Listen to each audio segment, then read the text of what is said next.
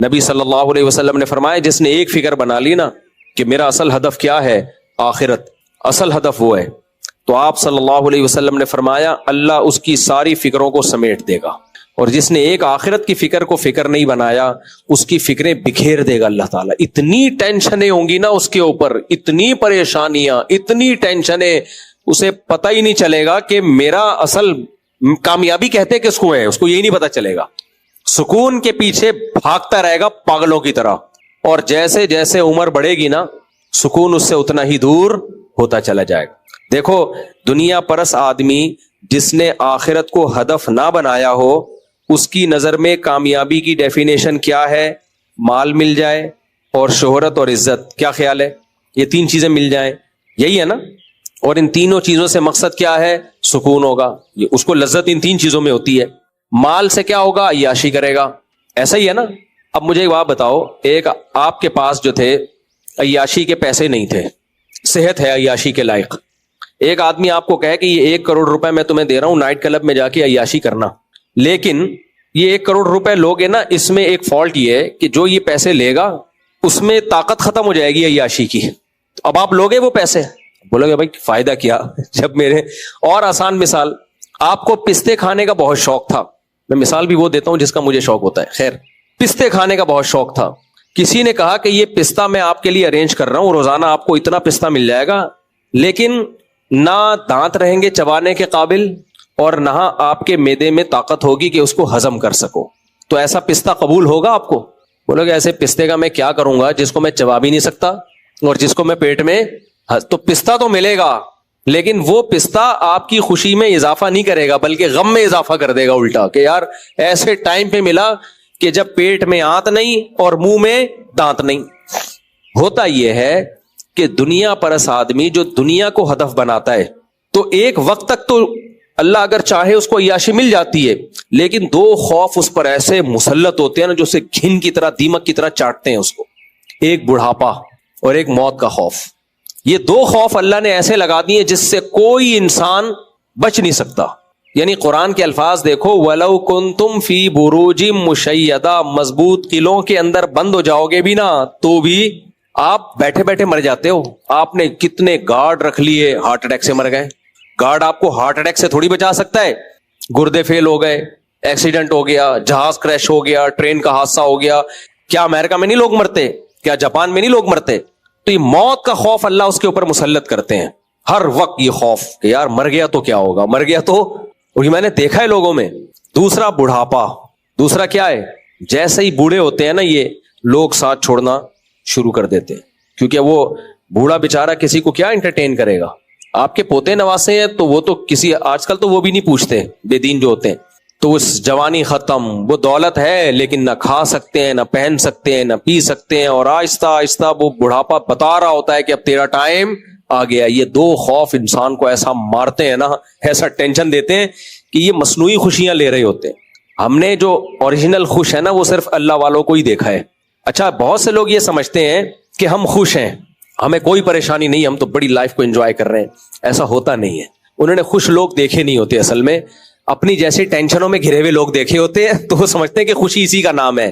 تو کبھی کچھ ٹینشن فری لوگوں کے ساتھ ٹائم گزارے نا، ہم نے گزارا ہے، اس لیے میں کہہ رہا ہوں، ہم نے کالج کا دور بھی دیکھا ہے اور مدرسے میں بزرگوں کے ساتھ بھی ٹائم گزارا ہے، تو دونوں کو کمپیئر کیا ہے ہم نے، کچھ نہ ہوتے ہوئے بھی خوش ہیں اور وہ طبقہ سب کچھ ہوتا ہوا بھی پریشان ہے۔ ایک آدمی پیدا لنگڑوں میں ہوا، سارے لنگڑے تھے، سارے لنگڑے تھے، اب اسے کوئی بیان کر رہا ہے کہ ابے ایک ٹانگ لگوا لے، بڑا فائدہ ہوتا ہے، بھاگتا ہے، دوڑتا ہے اور چلتا ہے، بڑا فائدہ۔ وہ کہے کہ کیا ہو، میں تو بالکل نارمل ہوں۔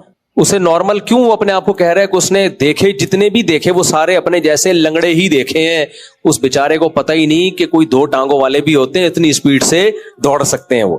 تو آج لوگ اتنی ٹینشنوں میں، اتنی پریشانیوں میں گھرے ہوئے ہیں کہ ان کو بھول گئے ہیں کہ ٹینشن فری زندگی بھی کوئی چیز ہوتی ہے، خوشی والی زندگی بھی کوئی چیز ہوتی ہے۔ یہ ان کی زندگی سے یہ نکل گئی ہے یہ چیز، اتنی پریشانیاں ہیں، وہ سمجھتے ہیں یہی نارمل لائف ہے۔ تبھی ہر تھوڑے دن 2 دن بعد نیند کی گولی کھا رہے ہوتے ہیں، ڈپریشن کی گولیاں کھا رہے ہوتے ہیں، سائیکیٹرسٹ سائیکولوجسٹ کے پاس جا رہے ہوتے ہیں، 20 قسم کے درجنوں مسائل پالے ہوئے ہیں۔ تو مجھے تو جو دنیا دار لوگ ہیں نا ان میں بیٹھ کے اندازہ ہوتا ہے کہ بھائی ان بیچاروں کو پتہ ہی نہیں ہے کہ اصل میں ریلیکس ہونا کسے کہتے ہیں؟ شراب پی کے جو سکون ملتا ہے وہ سکون تھوڑی ہے بھائی، وہ تو وقتی طور پر ریلیکس ہو گئے آپ وقتی طور پر ایک تھوڑا سا آپ کو وہ مل گیا، اس کو سکون تھوڑی کہتے ہیں۔ تو خیر کہاں سے کہاں، میں تو یہ ٹاپک نہیں تھا لیکن ہم کدھر کو نکل لیے۔ تو مسلمان کیا کرتا ہے، قرآن کیا کہتا ہے، ان الانسان خلق ہلوعا اذا مسہ الشر جزوعا، جو صحیح مسلمان نہیں ہے، جس کا اللہ پہ ایمان نہیں ہے، وہ کامیاب لائف گزار ہی نہیں سکتا۔ جب اسے غم ہوتا ہے ڈپریشن میں جاتا ہے، اور خوشی ہوتی ہے تو اترانے لگتا ہے۔ دیکھا ہے آپ نے ابھی بھی بہت سے لوگ جن کو خوشی ہوئی دوسروں کو نیچا دکھانا شروع کر دیتے ہیں۔ مشہور ہے نا کہ جب نئی نئی دولت آتی ہے تو انسان اوقات سے باہر نکل جاتا ہے۔ ایک انڈین شاعرہ ہے، اس کا بڑا اچھا شعر ہے، اکثر میں سناتا رہتا ہوں کہ جو خاندانی رئیس ہیں وہ مزاج رکھتے ہیں نرم اپنا، تمہاری دولت بتا رہی ہے، تمہارا لہجہ بتا رہا ہے تمہاری دولت نہیں ہے، تمہارا اسٹائل بتا رہا ہے ابھی نیا پیسہ ہے تمہارے پاس، اپنی اوقات بھول گئے ہو۔ جو ہمیشہ سے دولت مند ہوتے ہیں نا وہ ایسے نہیں ہوتے کہ وہ بہت زیادہ اپنی دولت کی نمائش کی کوشش کریں۔ خیر، تو اللہ تعالیٰ نے قرآن میں کیا فرمایا، انسان جلد باز ہے، جب کوئی مصیبت پہنچتی ہے تو بے صبر ہو جاتا ہے۔ دیکھو غم کی یہ جو، میں بھی کچھ لوگوں کو سائیکیٹرسٹ یا سائیکالوجسٹ کے پاس جانے کا مشورہ دیتا ہوں، حالانکہ وہ دیندار ہوتے ہیں۔ آپ کی نا بے سکونی کی دو وجہ ہوتی ہیں، ایک وجہ تو نیچرل ہے، وہ سب کو ہو سکتی ہے، آپ کی نیند ہی نہیں ہوئی، آپ کتنے بھی خوش مزاج ہو، اگر نیند ہی نہیں ہو رہی تو آپ ظاہر ہے ٹینشن میں جاؤ گے، وہ تو چاہے نیک ہو برا ہو پریشانی ہوگی اس کو۔ یا بعض دفعہ دماغ کا کوئی کیمیکل ہی آگے پیچھے ہو گیا، موروثی بھی ہوتا ہے یہ، تو ایسے موقع پہ تو نیند کی گولی بھی کھا سکتا ہے انسان، ڈپریشن کی دوا بھی کھا سکتا ہے۔ یہ کوئی بے دینی کی بات نہیں ہے، یہ اس کی علامت نہیں کہ بندہ بے دین ہے، کیونکہ ظاہر ہے دماغ بھی ایک مادی چیز ہے نا، اس میں جو کیمیکل آؤٹ ہو گئے اوپر نیچے ہو گئے وہ تو سیٹنگ پہ ڈاکٹر لے کر آئے گا نا۔ ابے کسی کا گھٹنا ٹوٹ گیا تو ڈاکٹر لا کے سیٹنگ پہ لائے گا نا، تو دماغ بھی الٹا سیدھا ہو گیا تو اس کو کون لے کر آئے گا سیٹنگ پہ؟ ڈاکٹر۔ وہ تو نیچرل ہے، وہ کسی کے ساتھ بھی ہو سکتا ہے۔ آپ مسلسل سفر کی وجہ سے تھکاوٹ ہے، آپ کی نیند نہیں ہو رہی تو نیند کی گولی کھا لینے میں کوئی حرج نہیں ہو، تو ڈاکٹر کا ٹاپک ہے، ڈاکٹر بتائے گا، لیکن میں جنرلی ایک بات کر رہا ہوں۔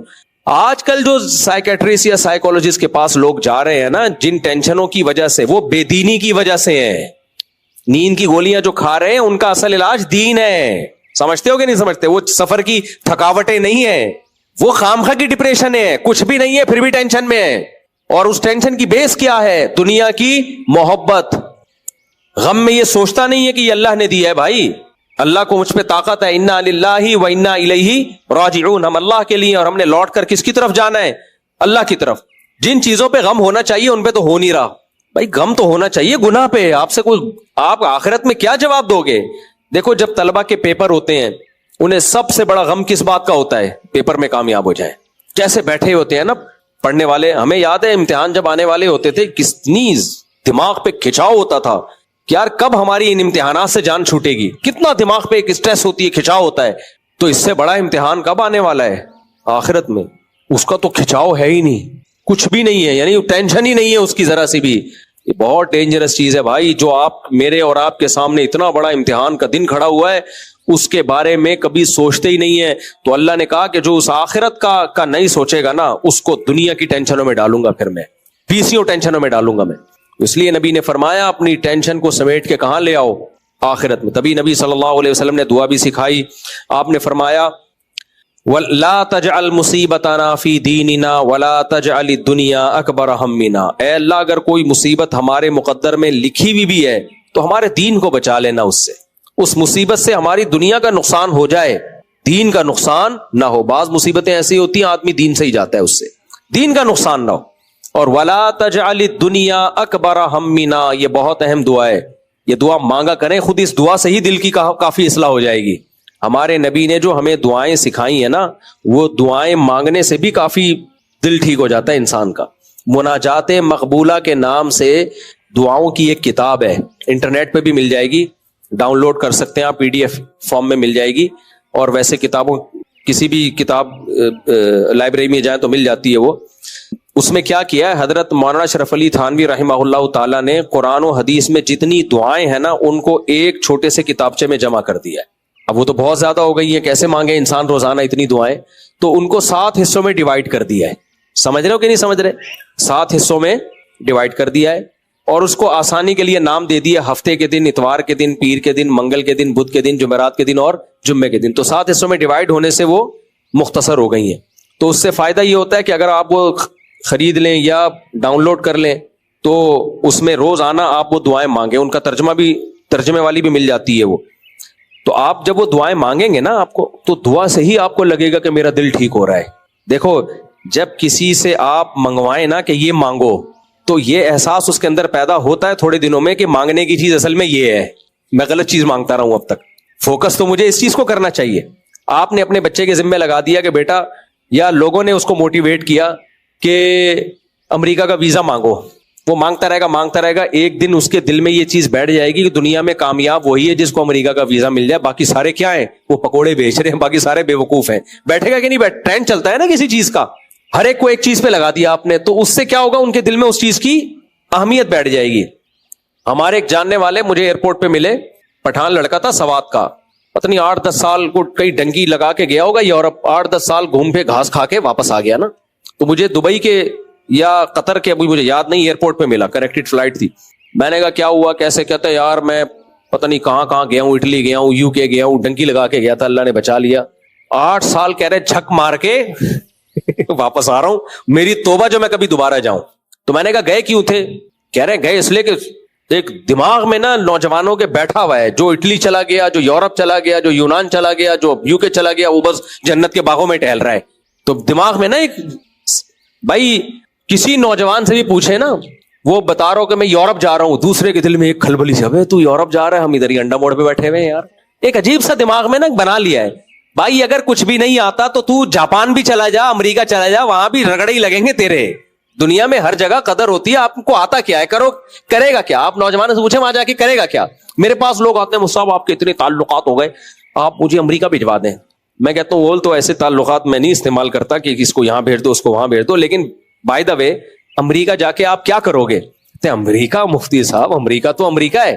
ابے امریکہ تو امریکہ ہے, جنت الفردوس تھوڑی ہے کہ بٹن دبائے گا تیرے اوپر خربوزے آئیں گے, بٹن دبائے گا حوریں آئیں گی. وہاں زکات تھوڑی بٹ رہی ہے. تو کرے گا کیا, کرے گا کیا, وہاں جا کے سوچیں گے کیا کرنا ہے. اور میں نے کہا جتنے دن سوچنے میں لگیں گے, کھائے گا کہاں سے تو, کھلائے گا کون تجھے وہاں پہ. وہاں تو یہاں تو پھر بھی لوگ کچھ زکات وکات جو ہے نا, لنگر لگے ہوئے ہیں یہاں پہ, الحمدللہ بالکل یہ پہنچ کر دی ہے قوم کو نا, لنگر لگے ہوئے ہیں یہاں پہ. وہاں یہ لنگر ونگر آپ کو نہیں ملیں گے. تو ہاں انہوں نے پھر واقعات ہوتے ہیں, وہ فلاں گیا تھا تو دیکھو وہ کہیں نہ کہیں لگ گیا. بھائی 100 میں 2-4 لگ جاتے ہیں, تکے لگ جاتے ہیں, ورنہ دنیا میں اس سے بڑا بے وقوف کوئی نہیں ہے. آتا واتا کچھ بھی نہیں ہے, اور چلا جائے کہ وہاں جا کے سوچیں گے. تو کیوں سوچو گے وہاں جا کے, بھائی پہلے تو آپ یہاں سے کوئی لنک بناؤ, کوئی دیکھو کوئی آپ کو جاب مل رہی ہے, اور پھر وہ بندہ بھی ایماندار ہے. تو وہ مجھے وہ یاد آئے, سوات کا بندہ گھوم گھام کے 8-10 سال لگا کے واپس آیا, اور کان پکڑ کے کہتا ہے میری توبہ جو میں نے زندگی یہاں پہ برباد کی ہے. تو میں نے کہا گئے کیوں تھے, تو گئے اس لیے تھے کہ ایک ٹرینڈ چل رہا تھا کہ جو باہر جاتا ہے وہ کیا ہوتا ہے, کامیاب. تو اس سے ہمیں پتا چلتا ہے بھائی جس چیز کا ٹرینڈ چلتا ہے, جو چیز زبانوں پہ ہوتی ہے, جو چیز سنی جاتی ہے, صحیح ہو یا غلط ہو, بہرحال اس کی اہمیت دل کے اندر بیٹھتی ہے. تو مناجات مقبولہ میں جو دعائیں ہیں, جب آپ پڑھیں گے نا بار بار اللہ سے وہ چیزیں مانگیں گے, تو آپ کے حق میں وہ ٹرینڈ چل پڑا ہے. آپ کو پتا چل جائے گا بھائی مانگنے کی چیز تو یہ تھی, میں کیا مانگتا رہا ہوں آج تک. اصل تو اس چیز کو فوکس کرنا چاہیے. تو اس میں ایک دعا ہے, لا تجعل الدنیا اکبر ہمنا. مجھے بڑا مزہ آتا ہے یہ دعا مانگنے میں. اے اللہ دنیا کو ہماری بڑی فکر نہ بنا دینا, اتنا گھٹیا نہ بنانا ہمیں. میں تو ایک چیز دنیا کے بارے میں سوچتا ہوں, حضرت عمر نے لکھا تھا نا انگوٹھی پہ, کفا بالموتی واعظا, موت نصیحت کے لیے کافی ہے. حقیقت ہے موت نصیحت کے لیے کافی ہے. ہم سب آج سے 50 سال کے بعد یہ بیان ہوگا یہاں پہ, 50 سال کے بعد نہ میں ہوں گا نہ آپ, ہم سب لیٹے. اور اگر میں ہوا بھی نا تو آپ کہوں گے کاش نہ ہوتے تو زیادہ اچھا تھا. بات کرتے ہیں, کھانستے زیادہ ہیں.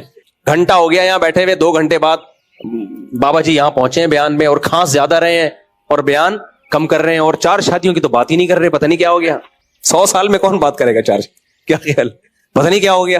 مفتی صاحب آپ 50 سال پہلے کے بیان سنو اور آج کے سنو, بہت فرق آ گیا. وہ مفتی رہے نہیں ہے. تو اتنی جلدی موت آتی ہے بھائی, کچھ پتا نہیں ہے کون کب نکل جائے پتلی گلی سے. تو یہ چیزیں سوچتے رہنا چاہیے تاکہ یہ دنیا کو ہم عذاب بنا کے اپنے اوپر مسلط نہ کریں. اور یہ جو کامیاب لوگوں کی ویڈیوز ہیں نا, اتنی دولت کما لی اور یہ کر لیا, ان سے کبھی متاثر ہونے کی ضرورت نہیں ہے. یہ قارون ہے جو خزانے لے کے گھومتا تھا, دنیا کو دکھاتا تھا, تو لوگوں نے کہا واہ اتنی دولت اتنی دولت. تو اہل علم نے کیا کہا, قرآن کہتا ہے وَإِلَكُمْ, تباہ ہو جاؤ بھائی, اس پہ کیا مر رہے ہو, سب چھن جانے والی چیز ہے. تو نیک عمل کرو, اس کو فوکس کرو زیادہ. پھر دولت آ جائے تو نعمت ہے, اچھی بات ہے, نہیں آئے کوئی بات نہیں, انجوائے. غربت کو کیا, میرے پاس جب لوگ آتے رہے ٹینشن دور کرنے کے لیے, مجھے لگتا ہے مجھے جوتا نہ مار دے پکڑ کے.